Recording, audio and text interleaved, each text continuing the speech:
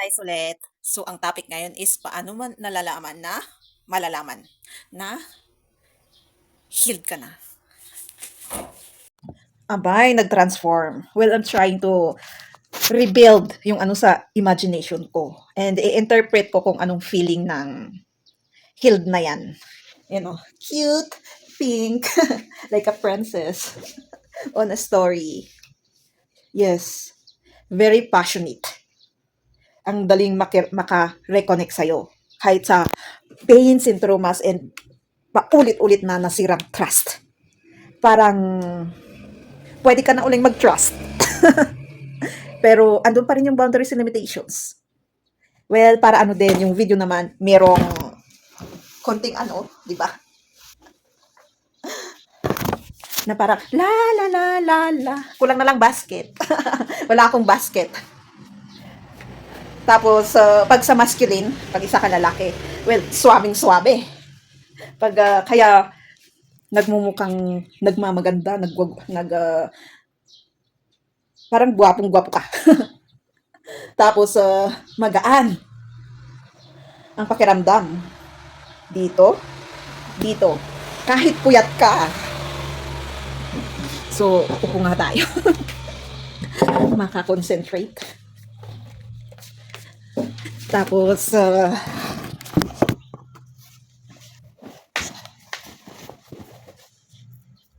hindi lang ako nagsuklay kasi kaliligo ko lang. Papalitan ko lang tong dress na to mamaya. As much as possible, gusto ko kasing mag-grow din yung katawan ko, yung gawin niya yung kung anong iniisip. Kasi ang daming pwedeng recreative na gawin natin actually para masuppress yung impatient, yung hindi natin makontrol sa sarili natin, yung parang boring. Pwedeng gawin nating hindi boring. Pero si katawan minsan, hindi umaayon sa isip. So, kailangan kung anong inisip as much as possible, kung anong resource na andun tayo hanggang lumawak yung resource na yon. Na katulad ng pag ito vlogging, dumami yung equipments para sa editing at yung mga materials. Pag kung anong resource muna natin doon, tapos iano natin ang imagination through that available resource. So, ayan. Kaya sabi nilang like a whore energy, or sabi ko din sa videos ko na past is, pwede, bilang isang babae, pwede akong manlalaki kung gusto ko.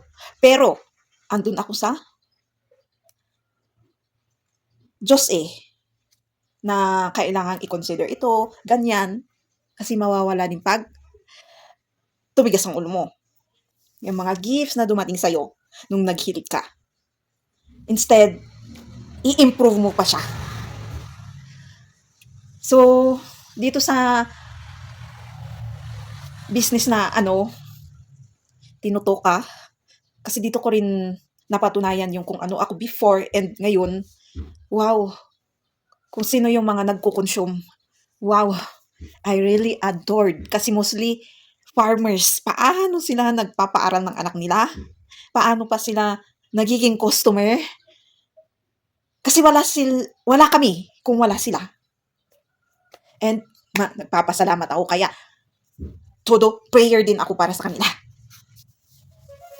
And I hope they pray for themselves also.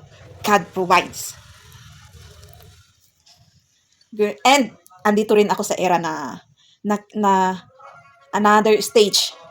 Kasi very stiff ako pag sa mga lalaki, napaka mabusisi ko. Pero bumababa yung guard na yon.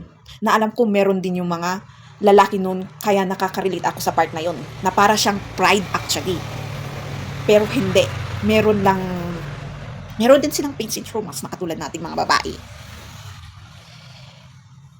Pero dahil lalaki sila, kailangan nilang malakas. So, ipapakilala ko sa kanila yung feminine energy habang nakikire-connect. Kasi, wow.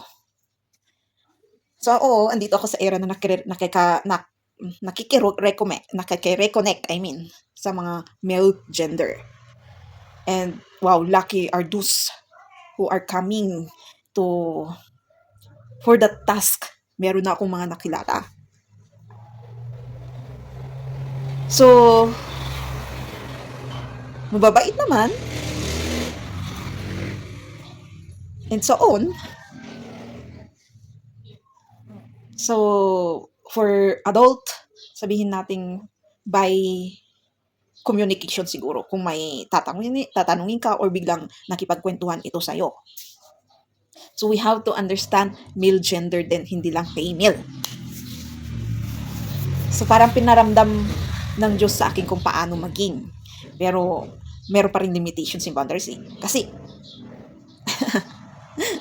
I am a female or girl. So, yung entertainment na yon, kung bakit ang ano ng mga boys sa group entertainment, parang swak na swak, pero pag sa girls, ang entertainment natin is weird, mostly pabunggahan or chismis, di ba? Pero sabi nila mas chismosa ang lalaki. Well, it depends siguro yan. So, hindi na natin naanuhin yan. So, passionate, sad, stress, depression will always come. Kahit anong mangyari kasi we are still walking as a life to experience. And sana talaga makayanan natin to. Kasi wala talagang ginagawa yung ano, yung parang pag tumitingin ka sa social media or news, ang mas inaatupag nila is impeachment. Mga leaders namin, economy po paano?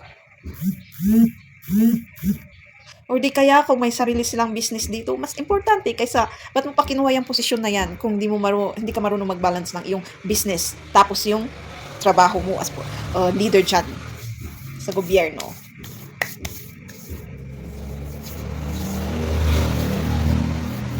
So, ano yung sinasabi kong meron na akong hint, meron akong prospect na parang magiging masculine divine ko. Meron na akong prospect na kung ano personality, attitude, qualities, characteristic, manners, which is meron na rin doon sa ano, yung 7 or 6 na binanggit ko kung anong tinitignan ko sa isang lalaki.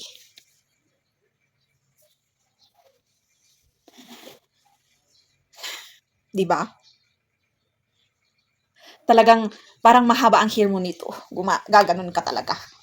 sa pag sa lalaki swabe, di ba? Gaganon ka talaga. Kaya siguro naiinis yung iba kasi yung energy, kahit ganun, kahit nonchalant ka, ganun. Pero yung sa loob mo, la la la la la, parang madaming butterflies.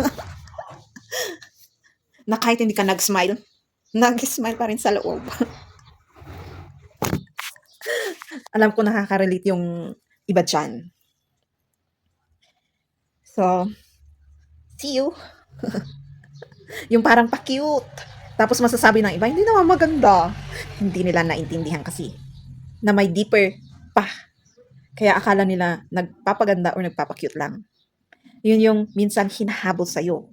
So pag parang may hinahabol sa'yo na ganun, step forward. Kasi ikaw ang awakened, enlightened, na una na sinasabi nila. Kung napansin mong ganun, baka another purpose or task na tulungan yung taong yun kasi gusto niya maging katulad mo na la la la la la ang energy. Go! Kahit conversation lang, may itutulong yan. Kaya nga light, tinatawag nila. Basta yung conversation is maganda, hindi yung kabulastugan. So, thank you for watching. Don't forget to subscribe, click the notification, comment if you want, and share. See you on my next videos.